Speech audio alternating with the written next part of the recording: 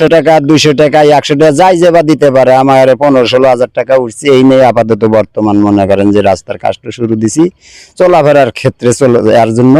তো আমাদের দাবি একটাই, এমপি মহোদয়ের কাছে, নতুন এমপি মহোদয়ের কাছে, আইনুল ভাই, সে জানি আমাদের এই রাস্তার উপর জানি সুনজর দেয়, সে জানি আমাদের রাস্তার কাজটা সম্পন্ন করে। আমাদের এই চাওয়া, তাছাড়া আমাদের কোনো কিছু চাওয়ার নাই। আসসালামু আলাইকুম। আমি এখন দাঁড়িয়ে আছি সিরাজগঞ্জ জেলা তারাস উপজেলা দেশিগ্রাম ইউনিয়ন কুমাল্লু গ্রামের ভিতরে। যে রাস্তাটা দেখতে পাচ্ছেন, এই রাস্তার কিন্তু বেহাল দশা। এই রাস্তা দিয়ে কিন্তু অনেক যানবাহন এবং 3-4 গ্রামের লোকজন চলাফেরা করে। তো আপনাদেরকে জানিয়ে রাখি, এই রাস্তা কিন্তু প্রায় 1 কিলোমিটার রাস্তা, খুব ভয়াবহ অবস্থা।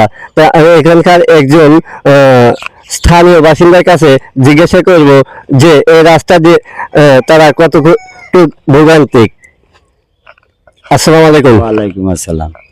আঙ্কেল, আপনার নাম কি? আমার নাম মোহাম্মদ শরীফুল ইসলাম। আপনার বাসা কোথায়? আমার বাসা এই কুমাল্লুতে।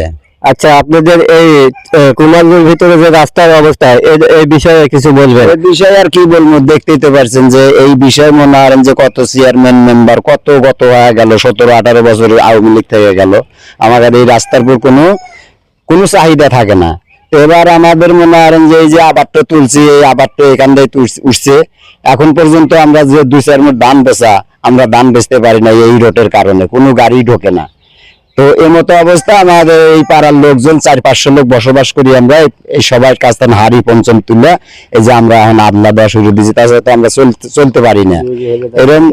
এরকম কতগুলা মনে করেন যে চেয়ারম্যান মেম্বার আসলে তারা খালি ভোটই নিয়ে যায়, কোনোদিন তো আমাদের এই রাস্তাগুলো ফিরে যায় না।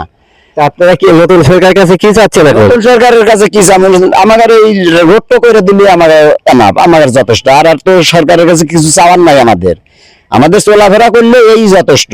সে তো আমাকে মনে করেন ভাত কাপড় দিয়ে পুষতে পারবে না। তো আমাদের চলার মতো একটু ব্যবস্থা করে দিলে আমাদের হয়ে গেল। 400-500 লোক চলাফেরা করি, তারপরে সাইটে তার লোকজন আসে।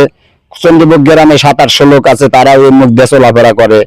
বা এই দিক দিয়ে মনে করেন যে ইউনিয়ন পরিষদে আমাদের এই দিক দিয়ে যাওয়া লাগে, চন্ডীপুরের লোকজন হিন্দায় যায়।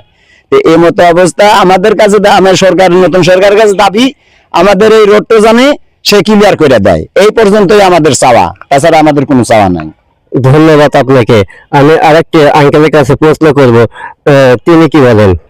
আসসালামু আলাইকুম। ওয়ালাইকুম আসসালাম। আঙ্কেল, আপনার বাসা কোথায়? আমার বাসায় কুমাল্লু গ্রামে। আপনার নাম কি? মোহাম্মদ নূর হোসেন। আপনাদের রাস্তার যে এই বেহাল দশা, এই বিষয়ে যদি নতুন সরকারের কাছে কিছু বলতেন।